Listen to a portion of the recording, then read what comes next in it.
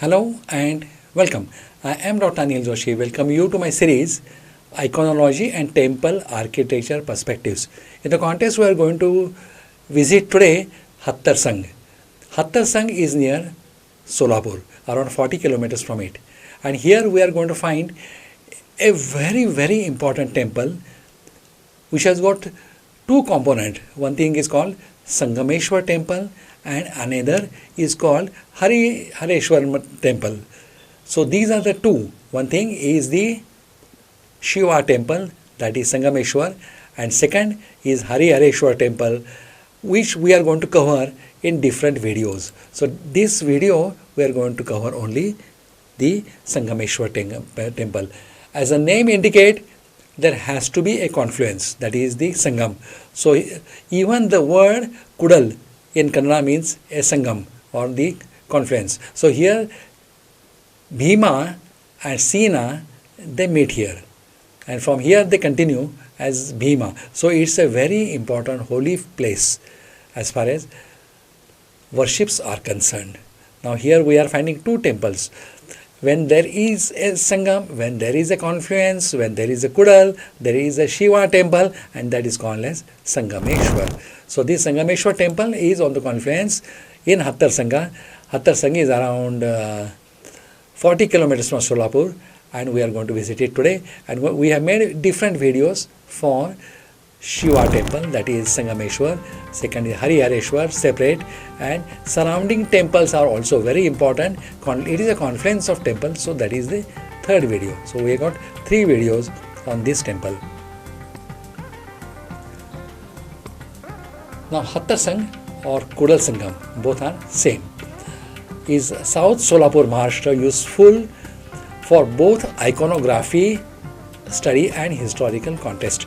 So if you are studying iconography, then it is important, and especially temple architecture, then it is still more important. Hareshwar temple has got a Swarga Mandapam which is very unique, and you will find here a Bahumukhi Shivalinga which has got 359 faces on a single Shivalinga, making it 360. That is the full circle or full universe.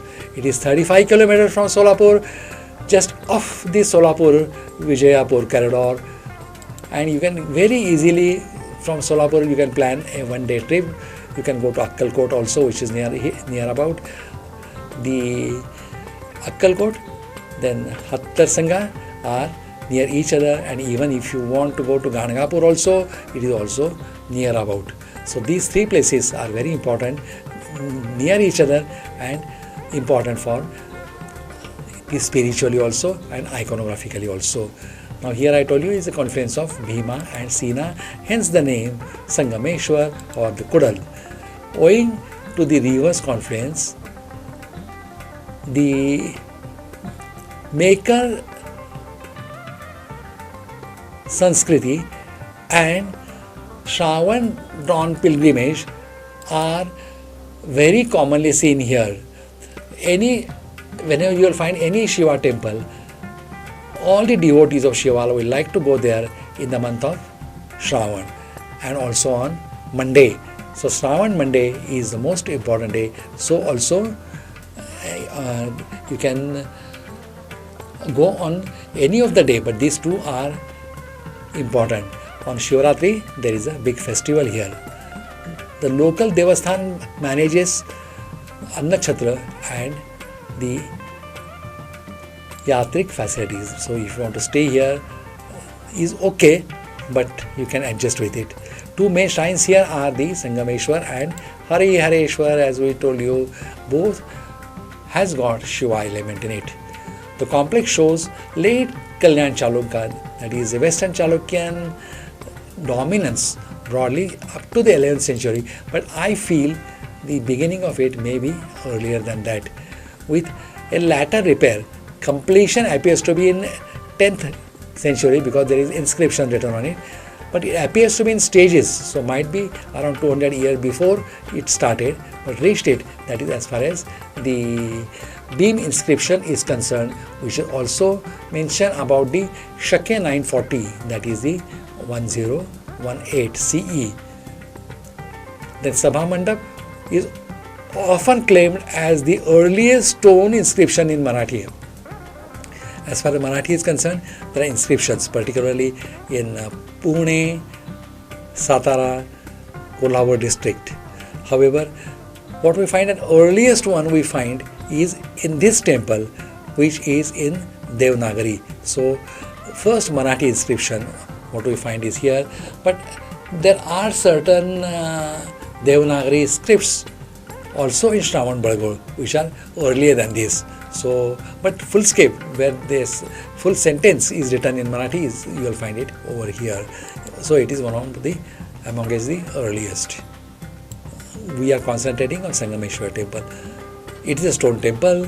It is a Western Chalukyan line. That is the Hemarpanthi style. You can say Hemarpanthi is. If you want details, of course, you have to refer to our Hemarpanthi temple architectural style. But here I can tell you roughly, it's by using interlocking of stone, these temples are constructed.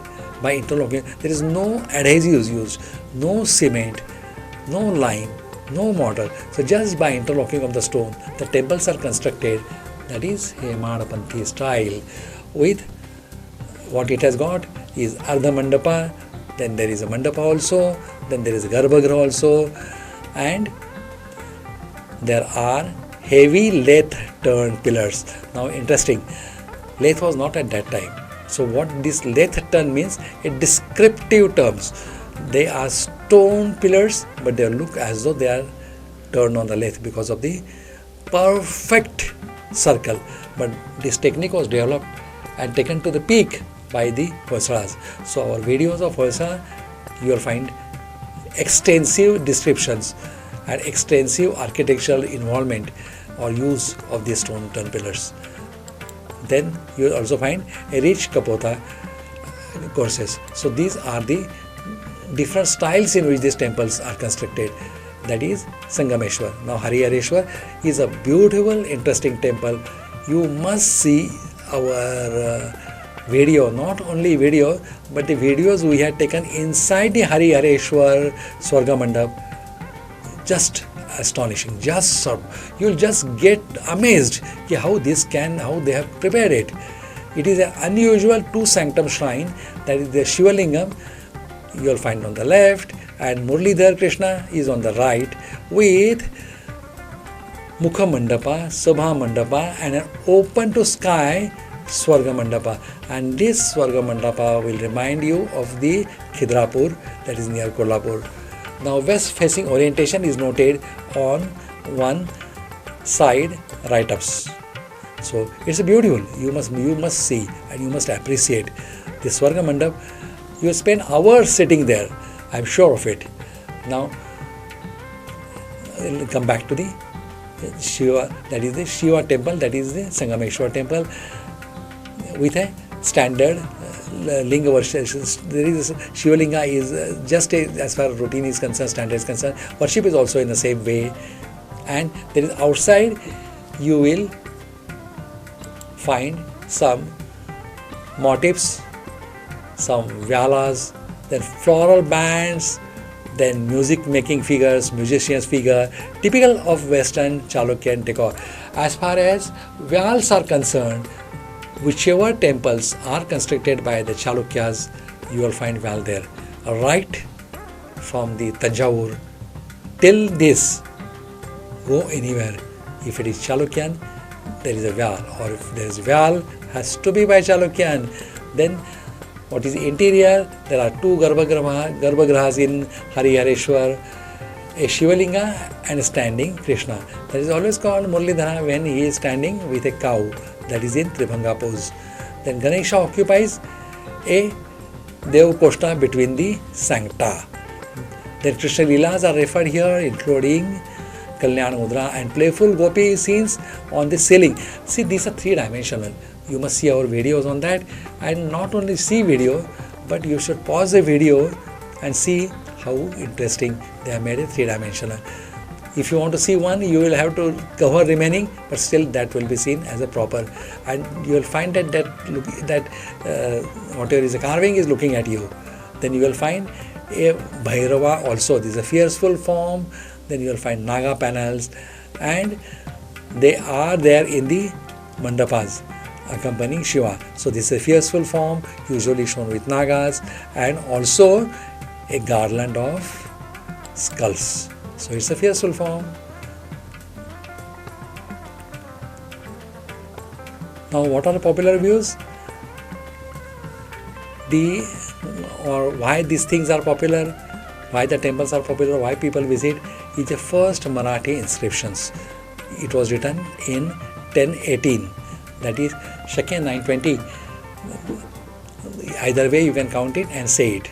So let us say it in CE, that is 1018.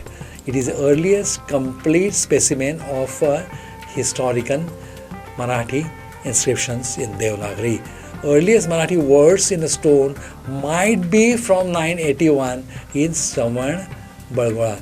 That is a Devanagari Lipi, you can say, which states the name of a donor title in that language. So it's a small name, they are just written in, but it's a Marathi, and that is the first. But full-blown, fully understood sentence is written here in Marathi. Other early Marathi inscriptions from 11th to 12th century appear in Satara, that is a letter. They are in Satara, they are in Kolhapur, they are in Pune district, and if you are interested, you can read them. Nowadays it is easy because of the chat GPT. You can take help of them and you can decode what they are written. That is what I have done. Now what is the inscription location is on a wooden or stone beam. They are there usually in some mandapas of the Sangameshwar temple, dated Shake 940, which makes 1018 CE. Language is primitive Marathi, but you can follow it. It is not as different or as away from the routine. Now, the records of a donation is maintained, that is called a Deepadana, and rituals mentioning the local ruler overseers. Overseer is a person who has got the temple done. This is the entrance of it. Sangameshwar, in Marathi they are written Devasthan, Kudal. What they are written here in Dayave Dharmad Mulavaya. So that is what they are written in Marathi. Nandi has to be there.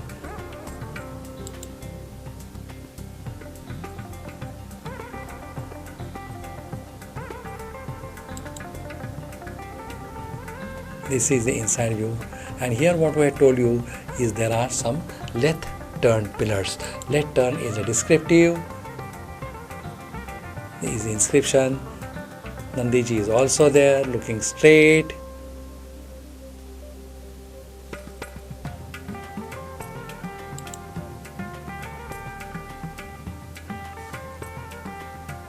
It's a beautiful, in spite of so many years, it still looks nice, but lot of reconstruction and repair work is going on around this temple.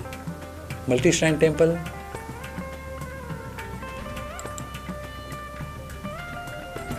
If Nandi is there, has to be Shiva. Correct. Now this is from the other shrine.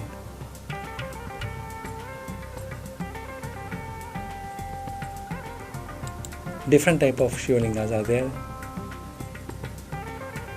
And what they are doing is, if they are finding any artifacts in the form of carvings or the deities, they keep them in a small shrine outside, that is called as Devkuta or Devashtak. So you will find them in Devashtak. Multiple Devashtakas are there. In that the small shrines are kept.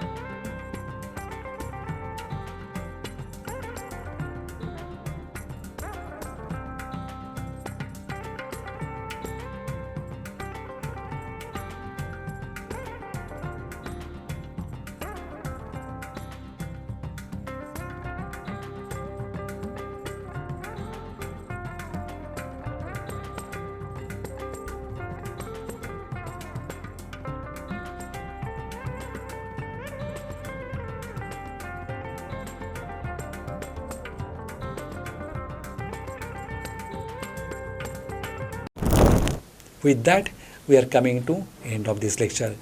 I am thankful for giving me your valuable time. I hope I have tried to explain you the glory of this temple, the importance of the first Marathi inscription that is written in Shake 940, or if you convert to CE 1040. With that, we are coming to the end of this lecture. This is Dr. Anil Joshi logging off. Till we meet next time, goodbye, good luck, and take care.